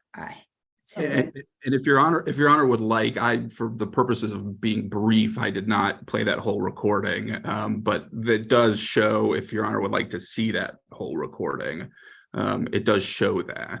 Okay, I mean, you're an officer of the court, so you're saying that. I just didn't know if that's where they exchanged him or, if he just. And to the extent it would be helpful to your honor, apparently, Ms. McCowan's brother is available to hop on to testify. Okay, does this conjure up any more questions with Ms. Willis, Ms. White, or Mr. Alexander from Ms. Gallup? Is the court's questioning or does the presentation of an additional witness? Right, I mean, I'm talking about anything that I asked. You have anyone follow up to anything about that? No, Judge. Oh, Ms. McGowan, Peters, I guess I want to, where else did you keep it? Is that the only place you kept an air tag in the diaper bag? There's one on the stroller, one in the diaper bag, and then the others. And then I have one on my keys right now. So has it always been in the baby or baby, whatever the wipes are? Yes. Is that where it's always been? Did he know before that that was in the diaper bag? I don't know. When did you put that in the diaper bag? After we moved to Georgia, because we only really needed it in the stroller beforehand because she was walking everywhere with him. And now we're like, we're driving around with him and not necessarily taking the stroller with us. Okay, all right. All right, anything else? Just one clarification, your honor. I just want to ask Ms. McCowan Peters, and I apologize if this has been asked, but I just want to make sure to clarify. Ms. McCowan Peters, that diaper bag with the air tag in it, does that belong to you? Yeah, it's something that it's, I mean, technically Henry's, I guess. It's Henry's diaper bag, but yes, it's in my custody when Henry's with me. It's many times we send it with him when he goes anywhere with anyone, even if it's with my parents. Okay, thank you. Anything else, Ms. Willis? No, Judge. Okay, anything else? No, your honor. I mean, as I mentioned, your honor, the brother is available to testify if necessary. I would love to get Ms. White out of here and not have to introduce another witness. But if necessary, and to the extent it would assist the court making a determination, apparently the brother is available. I mean, it's up to you. It's your case, Ms. Willis or Ms. White. Do you have any opinion? Because if he's going to say there was some tussle or, they both kind of canceled each other out. Says that he put his hands on her. She said, did this. So it looks like they were probably tussling over a jacket, but just, I'm not taking as much weight in that as other things. So if you want to call him and ask him that, then you can. I just want to make sure. I thought that was a question posed to Ms. White. From my perspective, given the court's statement at this point in time, I think respondent would go ahead and rest, your honor. Okay. No, it was to you and Ms. White. Okay. Ms. White, do you have any other questions or an opinion that you want to tell me, Ms. White? An opinion, Judge? Sure. I always love your opinion, Ms. White. You're fantastic. Well, thank you, Judge, as are you. I want to be you when I grow up. Well, I'm on my journey. I'm concerned that the timing of the placement of the air tags, and I find the timing to be an issue because it seems as if it was directed towards Mr. Peters traversing with the child rather than the nanny traversing with the child. The placement of the air tag in the undercarriage. As to the diaper bag and the car seat, I absolutely appreciate mother's concern in that regard because of an unknown person being responsible for the child, et cetera. But as to the undercarriage, I am a bit concerned. I find Mr. Peters to be somewhat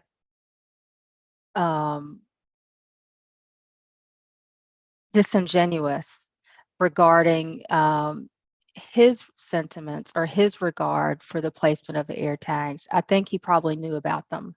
And I'm not entirely impressed that there was, I appreciate Ms. Willis' contention that imminent fear is not a factor in the stalking law, but I'm not entirely impressed that he was fearful because of his entry into the home on 2 different occasions without knocking, or alerting the owner that he was of his arrival. But I am concerned about the placement of the air tag on the undercarriage, Judge. Is this Judge Newkirk? Farmer. Farmer, Judge. Judge Farmer. That was on the first page. Okay. Closing from anyone? Yes, Judge. Go ahead. Judge, as I previously stated, under the stalking provision of the temporary protective of the Family Violence Act, there is no prerequisite that my client was required to prove that he was in fear of threat of death or bodily injury. He has testified on numerous occasions that he had no knowledge of these air tags and that historically Ms. Peters has been aggressive with him. We heard evidence of her cursing and loudly screaming at him on 2 separate occasions, Your Honor. And he testified that this was very typical behavior of Ms. Peters during their relationship.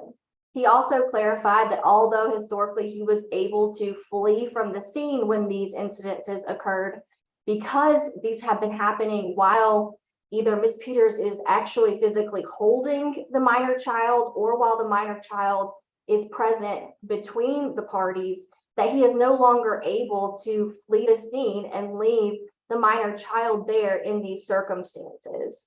Ms. Peters has not denied that she placed the air tags where she placed them. There is no valid reason for them to be on his vehicle, which again is used more often than not when the minor child is not in the vehicle.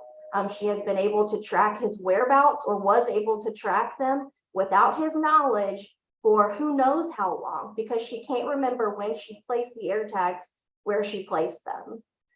She went through overt acts of hiding both the air tag on the undercarriage of the car as well as on the car seat. Mr. Peters testified that when he found the air tags, he was concerned for his safety in general because of the air tags, because he didn't know who was trying to track him.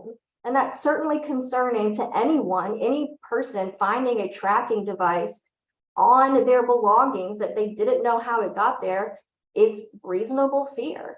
Then when he did find out that they belonged to Ms. Peters and that she's got a history of aggressive behavior towards him, he became even more fearful and was able to figure out that they belonged to her and then how to stop the devices from tracking his whereabouts.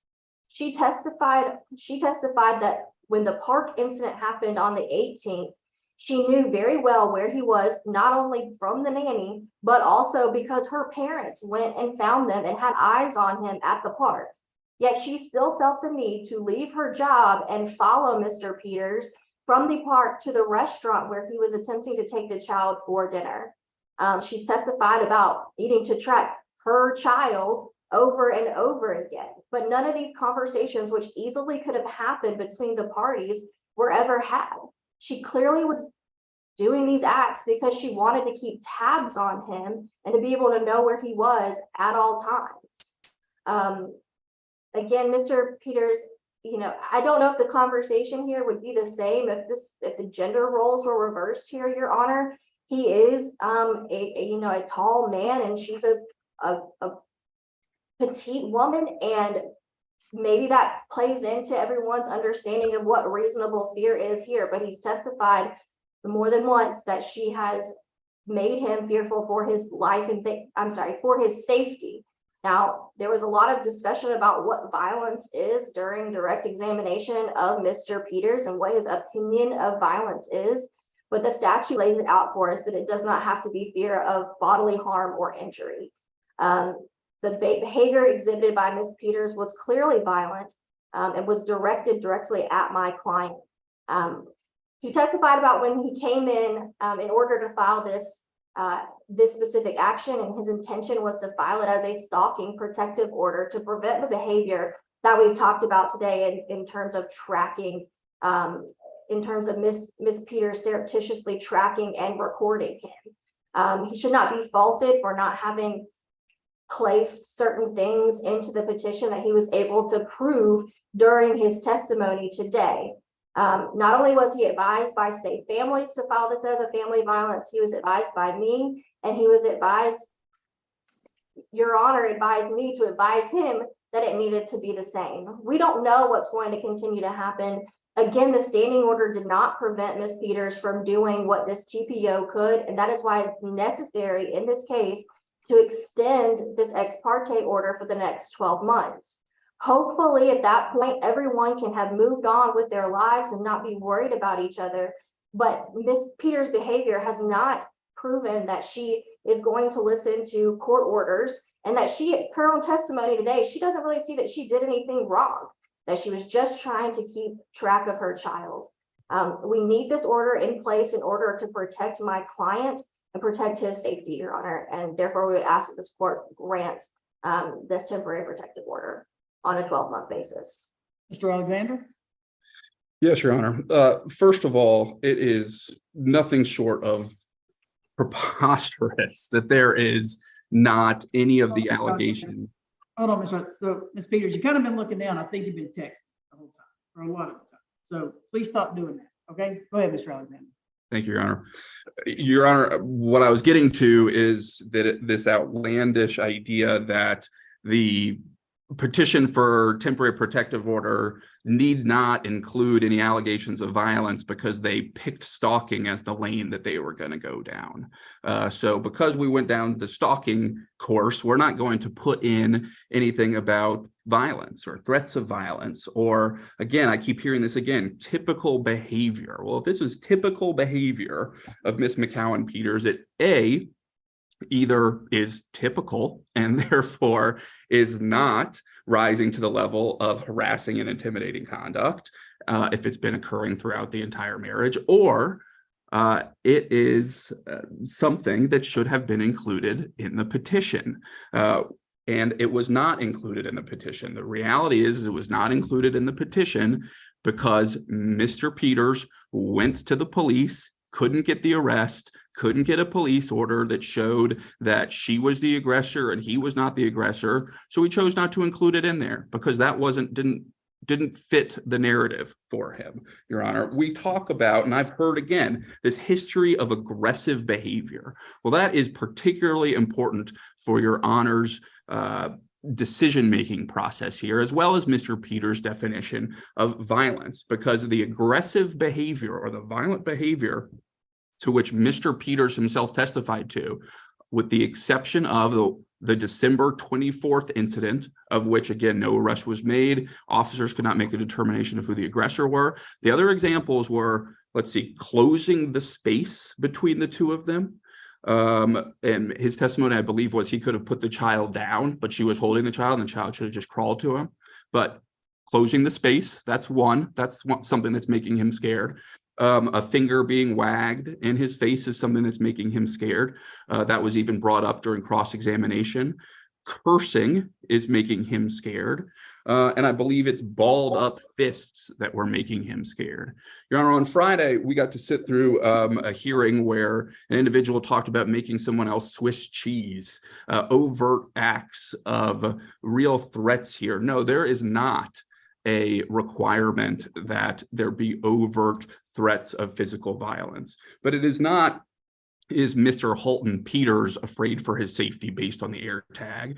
It is such person in reasonable fear. There is a reasonableness factor in the statute. It is an objective standard. It is not subjective to Mr. Halton Peters. Maybe he is afraid of a finger wag, but objectively, it is not something that is an overt threat, an act of physical violence, anything that should put a reasonable individual in fear for their safety.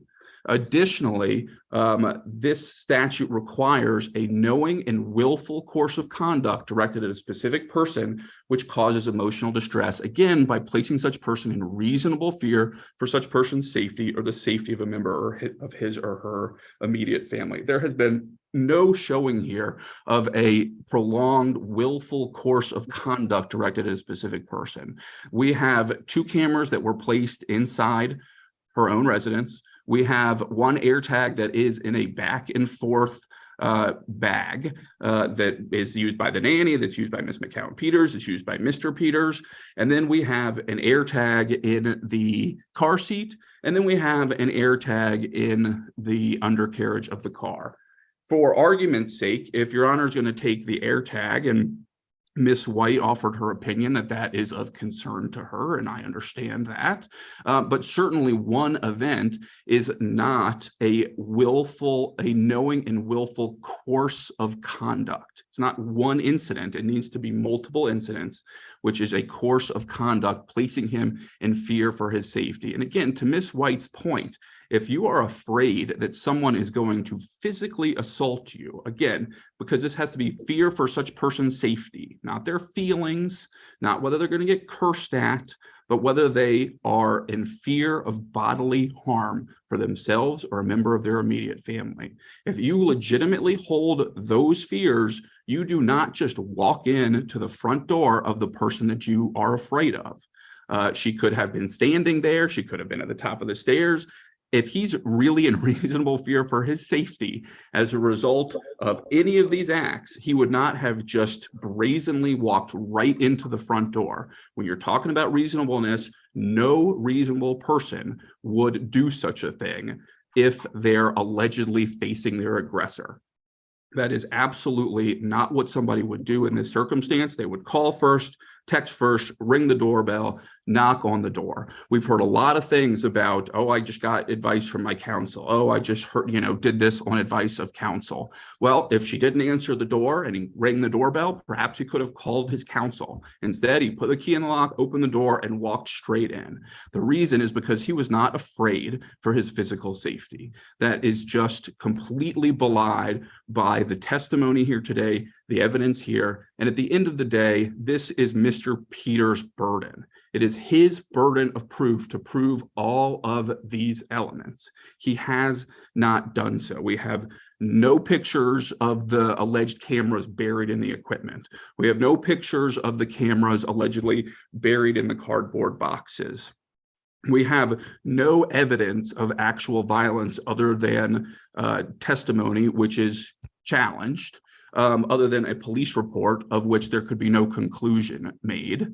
No evidence whatsoever of these things. And holding Mr. Peters to his burden, he simply cannot pass muster for this court to enter a 12-month protective order. As I stated at the beginning of this case on Friday, these are issues for Ms. White's consideration in the divorce, for Judge Farmer's consideration in the divorce, but these are not temporary protective order issues, not when a 12-month protective order can have a direct impact on somebody's life that shows up on background checks and things of that nature.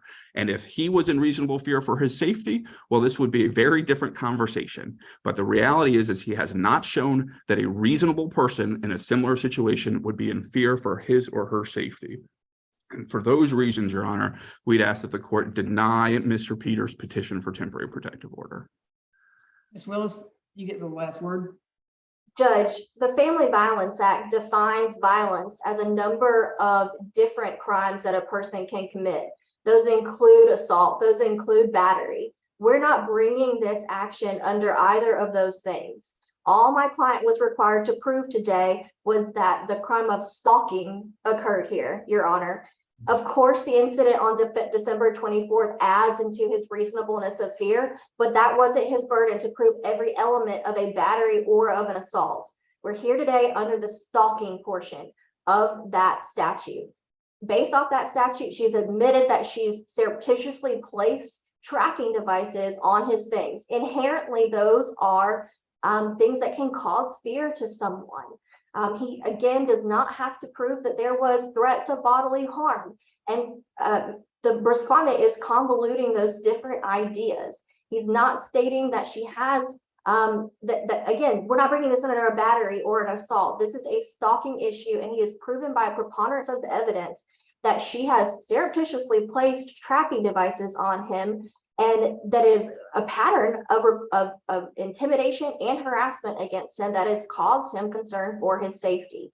Your Honor, for those reasons, we ask again that the court consider those facts and this under the stalking portion of the Family Violence Act and grant this order. Okay, and Ms. White, you're good, right? Okay, there's a nod of the head from Ms. White. All right, so I'm going to put this in place, and I'm going to explain why. However, I will let Ms. White's investigation and Judge Farmer make changes to this as he or she, whoever is, Judge Houston, sees fit, and if Ms. White feels comfortable later. Now, this is why I'm doing this, because, and both of you make fantastic arguments. However, fear is subjective in people. It's objective in the law, but it's subjective in people. So who am I to say that a man can't be in fear of a woman? Because if you flip this, and she had said he was sticking his finger in her face or pulled up his fist to her or put air tags on her, I got a pretty good gut feeling, at least she said, that she'd be pissed. And I assume, Mr. Alexander, you or Miss Willis or Miss White went out to their car, even Madam Court Reporter, and found an air tag under your undercarriage. You'd be like, what the heck is going on? And it bothers me because there were 3, and he had it set up to go to the fire department to have the car seat installed. So if she had the air tag in the diaper bag, as she said she always did, then why did she need to put one in the car? Because if he had the kid, he had the diaper bag. So there you go, by default. So she wouldn't be following Mr. Peters, she would be following the child. So then the timing of when they were all put on, since nobody seems to know, so obviously obviously probably the one in the diaper bag came first, I don't know, but then she had to put one in the car seat. Well, then she had to put one on the undercarriage of the car. Where is he taking my child? Okay, it's y'all son together, and you weren't doing that before. And if you both want to say that, and I have this all the time, people sewing air tags into kids' coats and things of that nature, and they do it, or they put in a stuffed animal that they send with the child. So there are ways of doing it. And man, you can say you're an overprotective mom, and maybe you are, but you also made this child with Mr. Peters and wasn't tracking him before. So, and he doesn't, and a lot of times victims of stalking, and yes, it was filed under under family violence petition because they were in a relationship. Stalking is one of the crimes that be committed under the Family Violence Act. Present spouses, past spouses, parents of the same child, parent and child, step-parent, stepchild. And violence can be any felony, simple battery, simple assault, aggravated stalking, and stalking. Criminal damage to property, unlawful restraint, criminal trespass, entry without permission. So criminal trespass, since you put it on his car, I mean, you could argue a lot. So you can both agree that if the roles were definitely reversed, Miss McAllen Peters would be scared of this. And I don't even know how big both of you are. If he balled up his fist in her face, whether he hit her or not, she would be threatened and intimidated. So why can't Mr. Peters, although very verbose and cannot answer a direct question, kills me, but he can be scared too. Maybe he can be scared not because when she hits him, it's going to hurt, but maybe he is a man that won't put his hand on a woman, and then she could pretty much, keep beating on him, and he's going to be holding her back because he knows he's not going to hit her. And I know you're shocked, Mr. Alexander, and the upper courts can tell me I'm wrong, or they can tell me I'm correct, as they have many times. But it seemed to the whole time, and a lot of the picture is what I, because you watch everybody's body behavior and things like that, and that's the reason a lot of people don't want to be on Zoom or what have you. We won't go back into that. But I also get really good pictures of people's faces. So I get to watch. People have mumbled some serious names about me, and it's never been judged. They mumble when I could read their lips. But Miss McGowan Peters has pretty much been texting. And it wasn't always texting you, Mr. Alexander. I don't need to see that, ma'am. You were texting because you put it to the side when I said something. But she hasn't been, but I'm not even holding that against her. But ma'am, this is about y'all's children, y'all's child. Y'all need to be thinking about this poor child, because it shouldn't be to the fact when y'all exchange this child that anybody's parents have to be there. Y'all are two grown people. What parents are doing to children today is just insane. And Mr. Peters, I know you're like, don't cuss in front of my child, don't cuss in front of my child. Let me tell you what, if you have a child, you're probably going to cuss in front of them. Now, what words you use is up to you, but at some point, people are going to cuss in front of their child. God knows my folks did in Brooklyn, and they still do. But that's the thing. I think there is a reasonable fear that he can have, and I think he's articulated the best he can. And I say this because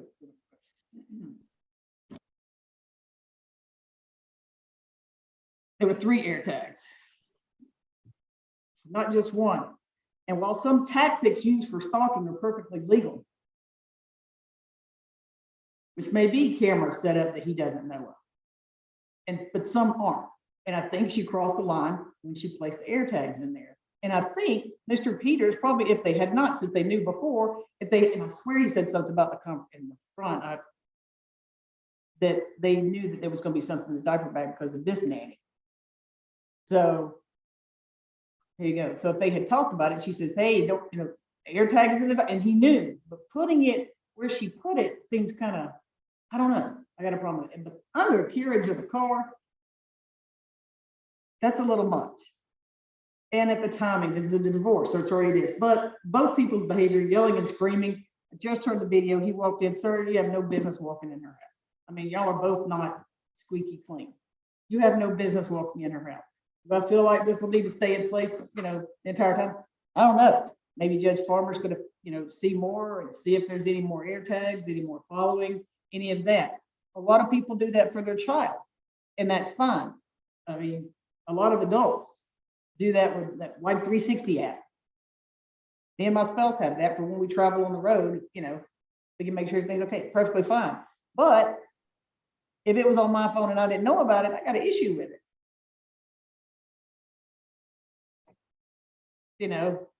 Whether I'm driving her car and she doesn't trust me in it or whatever, but I've got a problem with it. So knowing things is completely different. Hiding it in the car seat, and she hid it in the car seat because he said he was putting it in there. Where is he going to take this child? And the park that you did leave your job and you went to find him. And you said he'd been to the park. He's been to the park. He hasn't caused any harm to this children. And, the fear that he expressed could be from you raising your fist. And like I said, a man can be afraid. I am not immune to that. I've placed plenty of PPOs against, women on the petitioners have been men. I like to look at them as petitioner and respondent, parent and parent, not necessarily mother and father. Some people think I do. Some people think I don't. I really don't care what people say. I have to follow the law. According to the law, ma'am, you were stalking. This was stalking. Was it most egregious? I don't want to rate it, but maybe not, but it's stalking, and he's in reasonable fear. And Mr. Alexander and Miss Willis, whoever represents you in the divorce, is going to tell you, you don't have to tell one another, okay, we're going to lunch, then we're going here, then we're going here, then we're going here, then we're going here. You exchange addresses, you go out of town, you need to let them know, and things of that nature. It's not that you got to let them know everywhere you plan on going when you have your time. You have your child, ma'am, as long as they were here, you can do whatever you want. He has no say-so over what you do when you have your child. When you have your child, sir, you have no say-so over what she does. So there you go. Ma'am, you have no say-so over what he does. This is a person, people. Please let's not forget that it's definitely a person. Final words.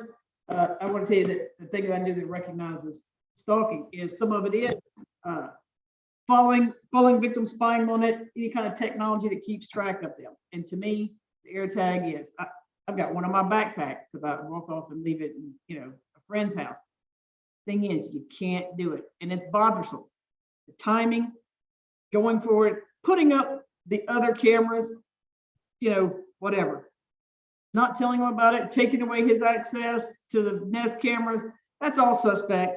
But like I said, the AirTags, placing on the undercarriage and doing that can place him. And I recognize that he can have a fear that's reasonable, although his fear, like I said, to me is objective. But when I look at it as objective, yes, that would make any person afraid to know that someone was following them without their consent, be it their wife, their whoever. It would still make you afraid, like what's happening. Nobody mentioned anything about divorce. About cheating. But at first, I have to be honest, I was like, does she think he's cheating? It's not, it's about ownership of this child, which nobody owns this child. Y'all can both protect the child without stalking one another or getting irate with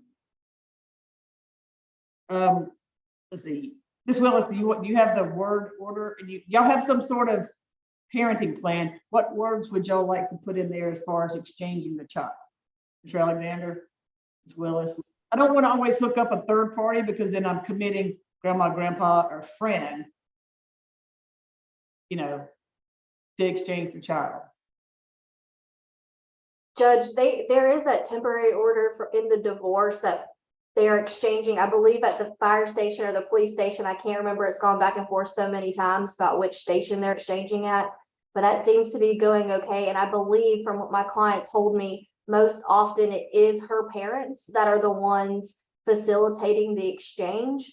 So if that is to be true, we're fine with that continuing, that her parents to be the ones to help facilitate the exchange. But it doesn't have to be them. Sure. Right, okay. And we'll allow any communication between them about the child because of course if his name is Henry gets sick, and he's with Mr. Peters, he would need to let Miss Peters know, hey, we're going to the doctor. She would do the same. But There's an Our Family Wizard provision within the. they got our coverage. Okay, so if you just want to talk about visitation and reference the temporary order under that case number, Ms. Willis. Okay. That's only because Ms. Freed is doing a ton of other things. I wouldn't ask you to do that, but I'm trying to be nice to her. It's Valentine's Day, so I'm trying to make sure she has an easy day. Anything else?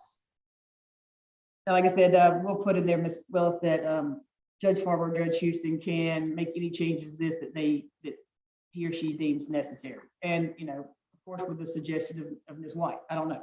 I mean, she seems like she felt similar as I did, but like I said, I looked at a couple more things because I was tearing apart the statute. And I will say that, yes, I did say, and I've done that with plenty of folks, they come up and they say, it's my wife and it's a stalking order. Proper to fill out the family violence because you have to prove then that you live together and you have to prove that relationship. So that's why that was, because you don't have to prove relationships in stalking. You have to prove it under the Family Violence Act. So, and that's a more proper form to fill out. So anyways, anything else from anyone? No, Your Honor. For me, Your Honor. Okay, I think Ms. Evans put her email address in the chat. Just make sure you email her all of the forms, all the exhibits, and how do you want the video? Just the email of the video, Ms. Evans? Yes, just forward the videos as well. Okay, and just mark them. And like I said, I think they both put their emails in the chat, so you can send them a copy of the invoice. Will do. And Ms. White, I guess you want to give her your email address in case they request a copy so she can send you a copy of the transcript too. I have her email address. I looked it up on the bar directory. Okay. So Thank you, Ms. Evans. Okay. Thank you.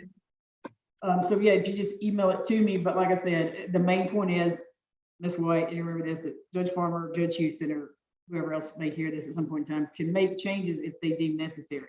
But take all AirTags off of anything unless you both agree. If you want to put an AirTag, put it in your own car seat and register to you. Or if y'all both agree that a diaper bag can have it and it's going to be in the front pocket, that's the only way. especially if you got a babysitter that time. But no, absolutely not. Okay, Understood. anything else and whatever, and this, you know, you're gonna have to agree if there's gonna be one that's gonna follow Henry, even if it's still in the stroller. But y'all will both know where it is at in whatever stroller or whatever diaper bag there is. Thank you, everyone. Thank you, Judge. I'm gonna Thank you, have- Judge. Right, was there a knock on your door for flowers or something since you took half your birthday off? Not yet, Judge. Oh, It's coming. It's coming though. I'm assured of it. okay, well, off the record, Mr. Alexander, Miss Willis. Just telling you it's her birthday. Thank you all.